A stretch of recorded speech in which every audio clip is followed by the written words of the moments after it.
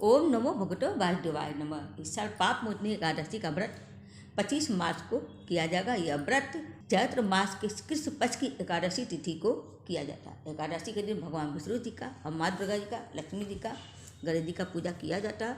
दुर्गा जी का पूजा इसलिए किया जाता है क्योंकि उन्हीं का नाम से ये एकादशी का व्रत रखा जाता है। उनके पूजा के साथ साथ कथा भी सुना जाता है। मान्यताओं के मुताबिक पाप मोचनी एकादशी का व्रत करने और विधि विधान की पूजा करने से व्यक्ति की सारी मनोकामनाएं की पूर्ति होती है और पापों से मुक्ति मिलती है, चाहे वह अनजाने में हुआ हो या जानबूझकर किया गया हो। नारद पुराण में स्वयं भगवान श्री कृष्ण जी ने अर्जुन से इस पाप मोचनी एकादशी का बखान किया है।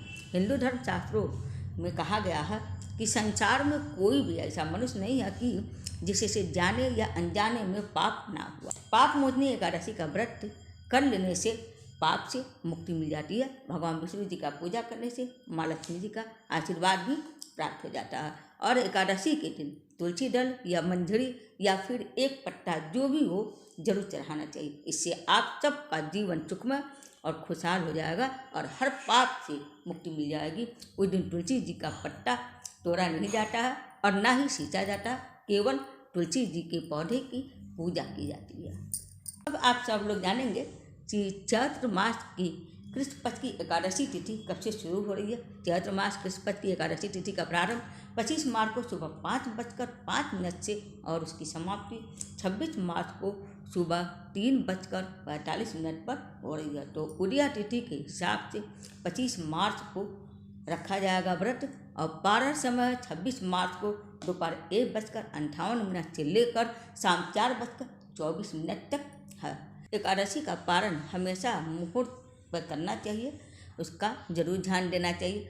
तो द्वादशी के अंदर पारण करना चाहिए और हरिवासर जब तक रहता है द्वादशी का तब तक पारण नहीं करना चाहिए। हरिवासर के बाद द्वादशी के 1/4 हिस्से को हरिवासर कहा जाता है, तो उसमें पारण नहीं करनी चाहिए। 1/4 हिस्सा बीतने के बाद ही आप पारण कर सकते हैं। पुराणों में बताया गया है कि कलयुग में एकादशी का व्रत ही हर व्यक्ति को समस्त पापों से मुक्ति दिलाएगा और एकादशी का व्रत सांसारिक सुख की प्राप्ति और पापों के प्रायश्चित करने के लिए रखा जाता है।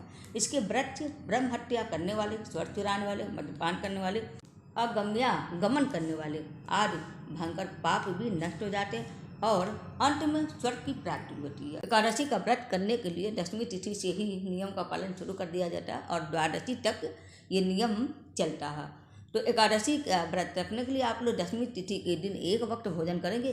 शाम को आप लोग दिन डूबने के बाद भोजन नहीं करेंगे, केवल फल और जूस और आप कुट्टू कांटा ये सब खा सकते हैं। उसके बाद दूसरे दिन आप लोग निर्जला रह सकते हो तो निर्जला रहिए, नहीं तो जूस पीकर या तो आप फल खाकर ये रह सकते हैं। द्वादशी तिथि के दिन मसूर का दाल, सरसों का तेल और लहसुन प्याज के बिना ही आपको खाना होगा। और पारण करने से पहले आप लोग मुहूर्त के टाइम पर पारण करेंगे।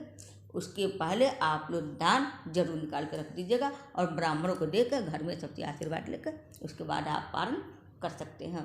व्रत जो भी भाई बहन रहते हैं उनको एकादशी का व्रत की कहानी जरूर सुननी चाहिए। मैं अपने वीडियो में डालूंगी, आप लोग मेरे चैनल में ज़रूर देख लीजिएगा। तो उम्मीद करती हूँ आप सब लोग मेरे वीडियो पसंद करते होंगे।